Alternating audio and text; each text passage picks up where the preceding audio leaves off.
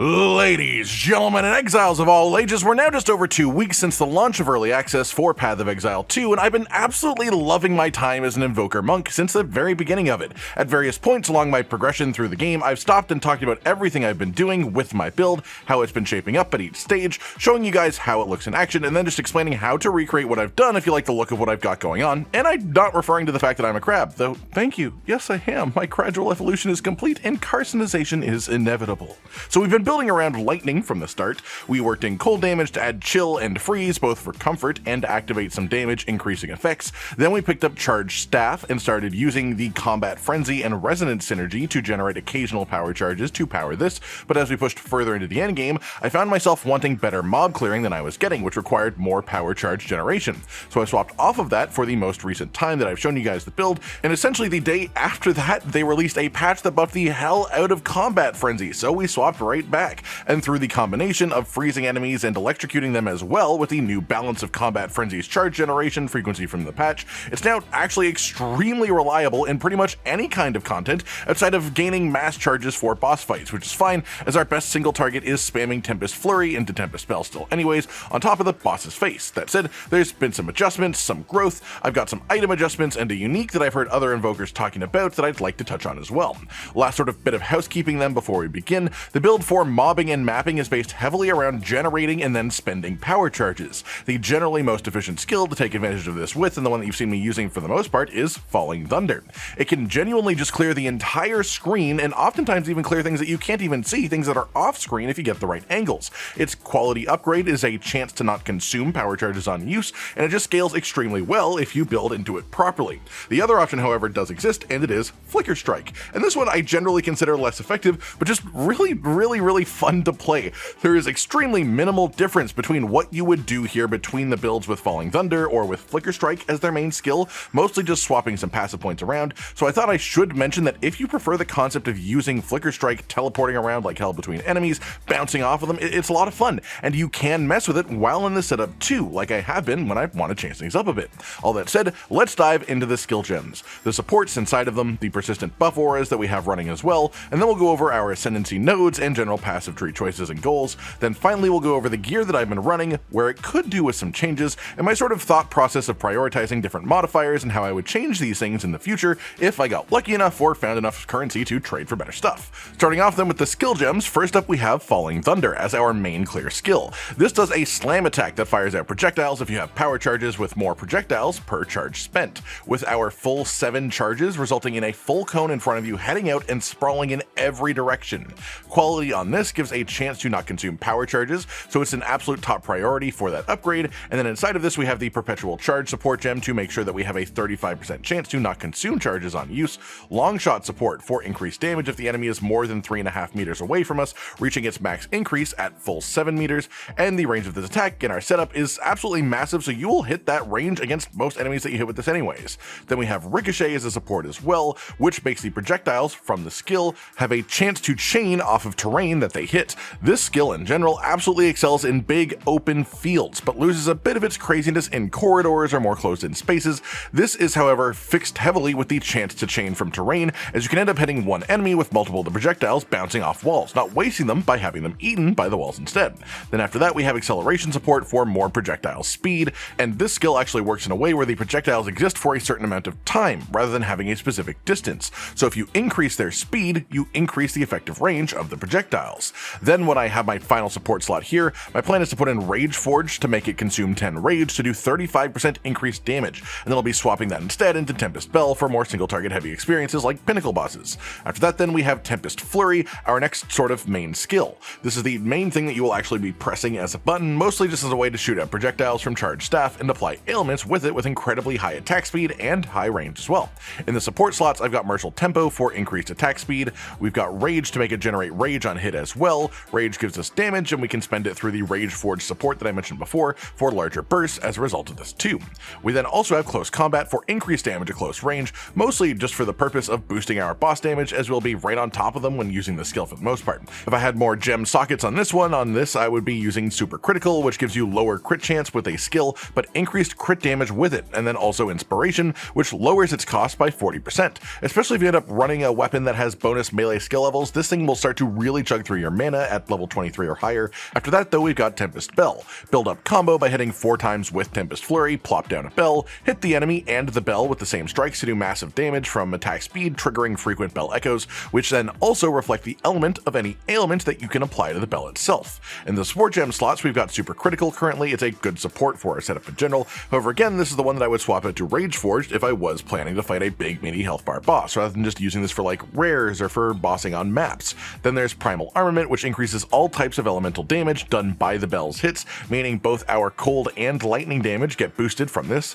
And then Overabundance, which makes skills have a +1 to their limit, but reduced duration. This effectively lets us build combo after already putting the bell down, and because our attack speed is so high, we generally destroy the bell before the time limit runs out on it anyways. So if anything, this lets you put 2 bells out at the same time, which makes your burst damage just absolutely ridiculous. If I had more support slots, I would also put in Heavy Swing for increased physical damage, as this skill actually converts to element after the fact depending on elements applied to it, as well as Concentrated Effect, which reduces the range but does increase the damage by a notable amount. After that, the next skill here would be Charged Staff, which is essentially used just as a damage increase in general, as it is a buff that gives us bonus lightning damage on our quarterstaff attacks, just all of them, but also as a safe way to apply loads of ailments. As well active, all quarterstaff strikes will fire out a projectile in front of them, including Tempest Flurry for very high attack speed version of this. We then use this to apply multiple ailments from range. The supports that I've got in here are Persistence for increased duration every time that you use the actual thing. This still functions by giving you a duration of the buff for each power charge that you consume on activation. Increased duration makes it last longer per power charge and also increases the maximum duration of the buff as a result. And on that note, the quality increase upgrade for Charged Staff is actually second most important in the build, I would say, as it gives you increased duration per charge consumed too, and this also results in more maximum duration. So it just means that you have to use less power charges on maintaining the buff, which means that the more charges will be available for you to spend on Falling Thunder, which is your main damage ability for larger groups. Then for the other supports in here, I've got Electrocute, which just was recently buffed to not reduce attack damage as well, so Charged Staff lightning damage contributes to electrocution buildup, but not shock, which means shock is going to be applied by all of our other lightning damage skills, so that's not really a negative for us. But Electrocute applying from Charged Staff gives us a ton more crowd control potential and even more consistent power charge generation through our combo with Combat Frenzy. To make this even more effective, I've also got the Neural Overlord support in here, which triggers Electrocute on primed enemies, so normal enemies get electrocuted at only 40% buildup, scaling up depending on the rarity of your foe, but this makes electrocution much more consistent to apply to enemies with this skill. With more support gem space, I would also use Ice Bite in here for 35% of damage as bonus cold damage for 3 seconds after freezing an enemy with it. This would trigger a lot when just firing Charged Staff projectiles due to cold damage that we infuse into our attacks from gear and from our passive tree. As well, in single target, you can apply Freeze to Tempest Bell, which activates its effect on bosses quite consistently too for power charge generation. Then also Magnified Effect, which gives increased area and would increase the range on the shockwaves fired out from our attacks as well. After that, we have our full suite of persistent buff skills as well. You can achieve this layout of skills with 150 spirit, though I have 180, so I've added some extra reservation through support gems too. At the top, we have Combat Frenzy over here. This generates frenzy charges when you pin, electrocute, or freeze enemies. We do 2 of those 3 constantly, and this was recently changed to have much more frequent charge generation potential than it used to have. We then, through our passive tree, convert all frenzy charges generated into power charges, thus fueling Charged Staff and Falling Thunder. For the support that I've gotten here, it's just Profusion for a 50% chance to double the charges generated.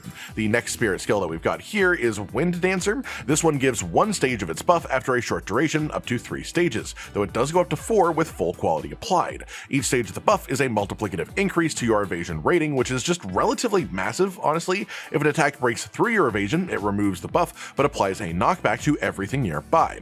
Inside of it, I've got the Wind Wave support to then apply further knockbacks whenever we get flinched out of an attack in close range, and Maim, which applies slow and reduced evasion when enemies trigger these knockbacks, giving us an extra layer of defense to avoid being just sort of hemmed in and surrounded. Then we've got Ghost Dance, and this gives us a large pop of energy shield recouped when we get hit, with the amount recovered depending on our evasion rating. We stack a ton of evasion, so this actually gives us hundreds of energy shield anytime that we take any damage, as long as you have a stack of this. Inside of this, we've got the Fast Forward support to reduce the duration of the skill, and what this does is actually make the energy shield generation happen faster. Then we also have the Clarity support in here too, which gives us a permanent 30% increase to mana regeneration while the skill is in its active form. Then we have 2 Herald skills as well, as we are both shocking and freezing enemies, and Herald of Thunder gives us bonus lightning bolts on our attacks after killing shocked enemies. Inside of this, I've got Innervate for bonus attack damage as lightning after killing a shocked enemy with his effect, as well as Coursing Current for a chance to spread any shocks applied by the bolts as well. Then we have Herald of Ice, which causes explosions when you shatter frozen enemies. Generally, our Falling Thunder will apply shock, it will freeze things, and then it will shatter them into pieces in a single hit all at once, so it all sort of just stacks together extremely well. Inside of this, we've got Blind to make any hits apply blind. Pretty much anything that is hit by Herald of Ice, the way that we actually apply it for the most part, is already just going to be dead, but on the off chance they survive, why not apply blind to them, honestly? And then Cannibalism is here as well to recover 4% of life on kill while the skill is active, just because we have the space to do so, and I have the spirit to spare. That said, the proper end stage version of this would also have an unset ring and gain an extra skill slot, move some skills around within them, and then also pick up the Witch's Grim Feast spirit skill, which not only recovers energy shield from corpses, but can overflow your maximum energy shield for a full extra layer of tankiness granted as a result on top. As for how this all comes together then, we have our auras active constantly at the start of a map or any activity. You do need to get your opening freeze. You do this by using Tempest Flurry. If you hit Tempest Flurry 4 times before getting a freeze, then put down Tempest Bell because you can freeze the bell in just a couple of hits. After your freeze, you'll get a power charge. Use that on charged staff to increase your general damage. Then you can use this from range to apply freeze and electrocute quite safely, generating power charges as frequently as your combat frenzy will allow you. Generally, you want to try and keep your charged staff at maximum stacks, and otherwise just use all power charges into Falling Thunder, with a note that you don't need to max charges before using it, just send it out and watch it work. For bosses, trigger your freeze off of the bell itself, and otherwise you'll want to focus on spamming Tempest Flurry and Tempest Bells on top of the boss, working in Falling Thunder occasionally from range if you do ever have to dodge a close range mechanic. Moving on then, let's talk about our Ascendancy Points, and the first two are a pretty constant for most Invoker builds, which is Sunder My Enemies. This lets your critical hits basically just completely penetrate elemental resistances from enemies, and makes it so you don't get walled by specific enemy types or rares, and it just increases your ability to apply elemental damage without concern. Then for our next 2 points, I put them into Eye in the Blizzard over here. This gives you 10% of all damage you do as extra cold damage. This is one of the ways that we can apply freeze. It's part of what lets us do this frequently, as it takes all the damage that you do, cold or not, and then gives you a multiplier of that as bonus cold damage on top. As well, this node creates chilled ground when you freeze enemies, which applies a load of free chill to things as well. For the next 2 points, I've gone with Lead Me Through Grace up here, and this essentially makes your evasion rating and energy shield on your body armor slot decide how much spirit you can have over 100.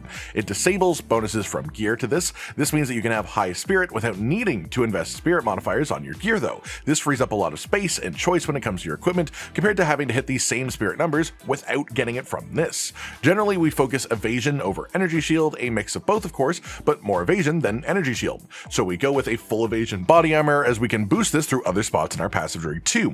The result of this is that you can get 150 spirit, which is the minimum for the actual persistent buffs we have in this build without supports, and you need 750 evasion on your body after modifiers to do this.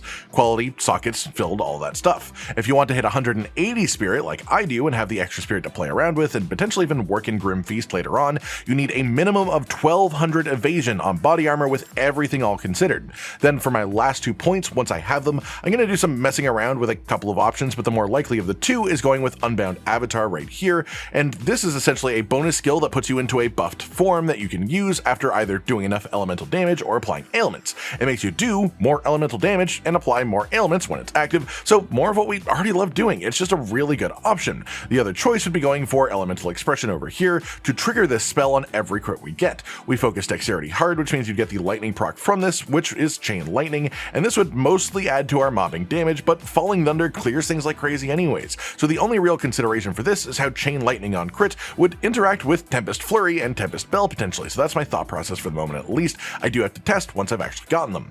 Then we have our greater passive tree as a whole with a number of changes that have been made since last time, trying to lean into some different directions, and with me finding a nice time lost jewel to stick in too. We start then by going up the right side here for a defensive boost, going up and around to get the Essence of the Mountain here for a 5% of damage as extra cold damage. Again, like the one that's in our actual Ascendancy node tree, this just takes all the damage you do and adds a bunch of damage on top, specifically as cold damage to help us get our freezes. As well, this also gives us bonus freeze buildup. We go over through Mindful Awareness for a bunch of bonus evasion and energy shield, through Flow Like Water for attack speed, dexterity, and intelligence, up through the Crashing Wave node, which gives us bonus damage after getting a critical hit, and there's also some crit chance around that, which is quite helpful. Then we go up here towards the Power Charge nodes, the first ones that we can interact with. This first one gives us increased Power Charge duration. We get a couple of those. This is helpful as it means that we can actually extend our time between packs longer without losing our stacks. Then there's the Power Within, the notable here, and this gives you increased critical damage if you've gained a power charge recently, which we will be frequently doing, so that's great for us as we're also focusing on crits, and then +1 to maximum power charges, which is also very useful.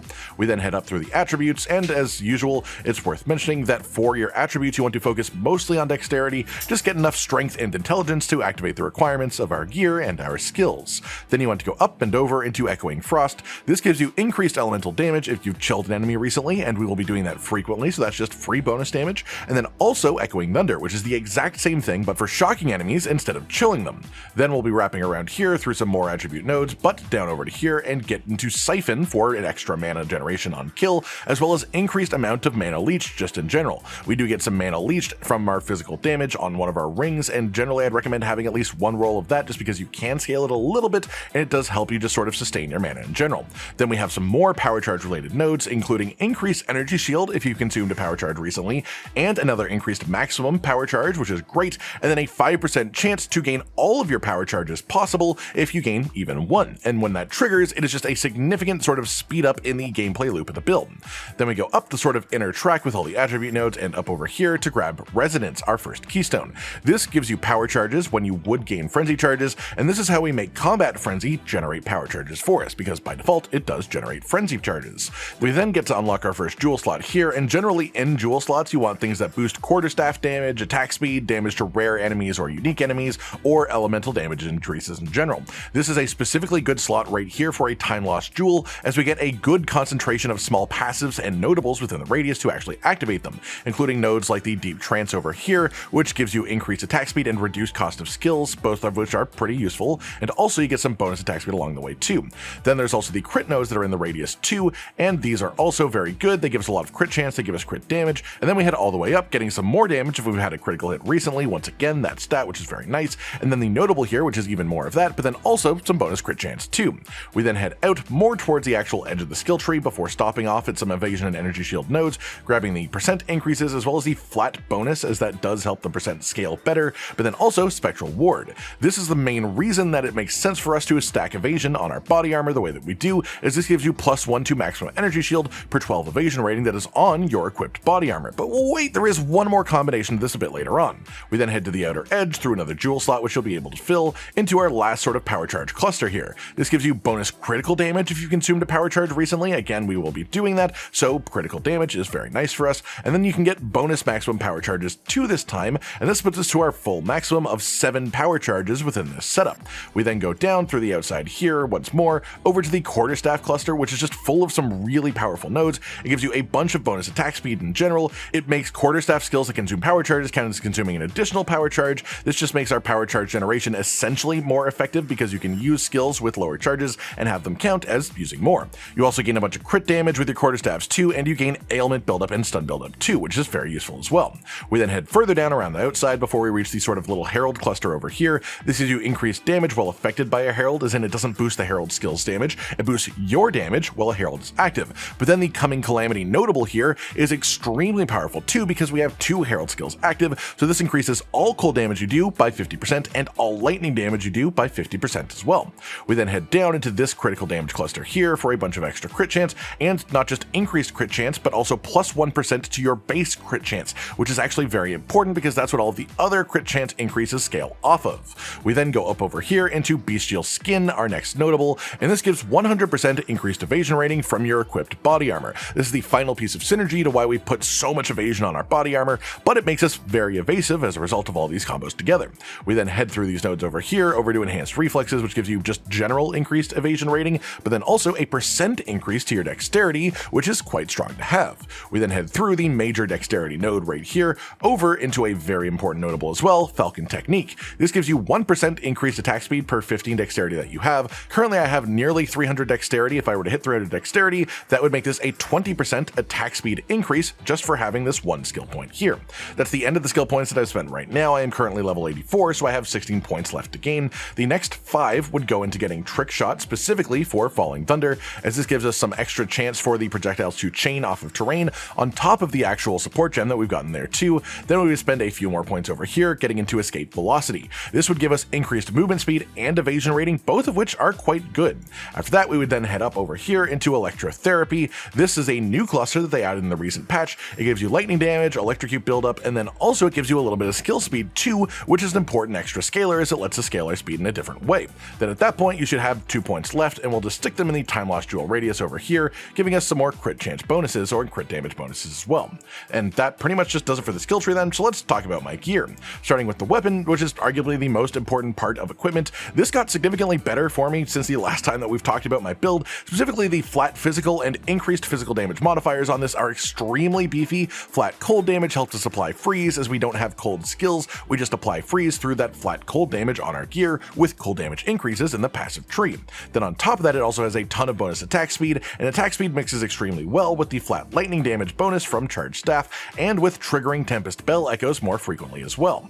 The rest of the stats on it aren't really important. They were a bonus. The dexterity is nice as it converts into more attack speed, but the important parts of this are just really juiced physical damage, flat cold damage to get our freezes, and then the attack speed on it too. If I had literally perfect gear, I would also want a high number of bonus levels to melee skills on this, but I'm at the point where bonus level starts to just drain the hell out of mana on Tempest Flurry. If you get it to 23 or 24 or above, you just really can't keep it up for the duration of a proper boss fight, even with using your mana flash charges, unless you invest a ton into mana sustain in general. Both crit chance and crit damage would also be nice options if available on top of the others that I've mentioned here. Outside of this, your amulet is also pretty important. My personal one is just a massive stat stick. It just has the majority of my required intelligence in one place, as well as some life, dexterity, and resistance. But the big important thing with amulets are instilling them with distilled emotions from the Delirium endgame activity. Each notable passive on the skill tree has its own combination of distilled emotions that will let you apply it to an amulet. This lets you use a notable that is nowhere close to the rest of your actual skill points without having to path over to it. The low budget one that I have right now is Tainted Strike down here, and what this does is just give us increased crit chance as well as magnitude of non-damaging ailments infected by crits. But the ideal ones are way more expensive and should be saved for super high quality amulets that you pretty much never want to change out, and it would be something like Lightning Quick over here, which gives you a good chunk of extra lightning damage, as well as increased attack speed with lightning skills, which is pretty much all of our skills because all of our skills are lightning based. Then one other thing that I would like to mention as an alternate option is I did mention that there is a unique that can be put into this build. If you can get the rest of your stats without worrying about your amulet, you can use the Serpent's Egg Gold Amulet.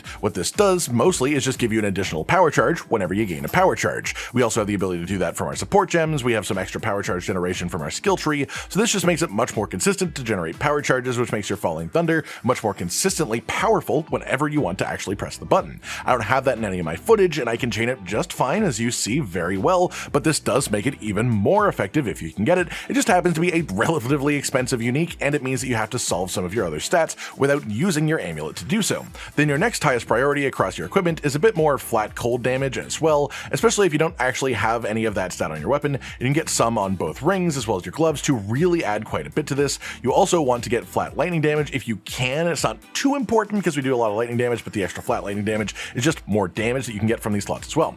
Outside of that, stacking attributes where applicable is great as well, as dexterity turns into attack speed for us, but otherwise focus hard on your resistances and getting those maxed out. Get a bit of extra stun threshold so you don't get knocked out of animations and stuff, and then most of our slots, the best item base is mixed evasion and energy shield, with the exception being body armor, where we go hard into pure evasion. I went into these specific numbers earlier, but the more you can stack evasion into the slot, the more spirit you will have to play around with. Then finally, on your boots, movement speed is your #1 priority above all else. If your boots have perfect stats outside of movement speed, they have no movement speed, then they're garbage. Movement speed is the singular most important defensive stat in this game because it helps you avoid everything designed to do massive damage to you, and it does it with only one available modifier slot, so lean into that as hard as you can, even if you have to make up for it with heftier stats on the other slots. Then that just about does it then, everyone. A full breakdown of my current Invoker build, approaching tier 15 maps at the moment, starting to work progress towards pinnacle bosses as well. It's smashing through stuff and I'm having a great time, so I wanted to share a sort of update with you all,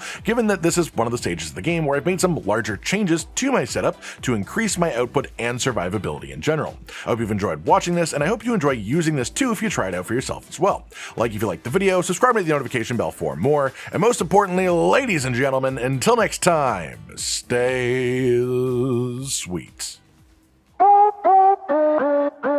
Josh, Cotton, and Hollow with the videos, dropping the humor like a hammer on your tippy toes, bringing entertainment on a daily arrangement to take our insanity and turn it into entertainment. Yes, I said entertainment twice, to reiterate that it is nice to look into your faces on a mostly daily basis when you let us in your homes to make the whole world a stage. Goodbye.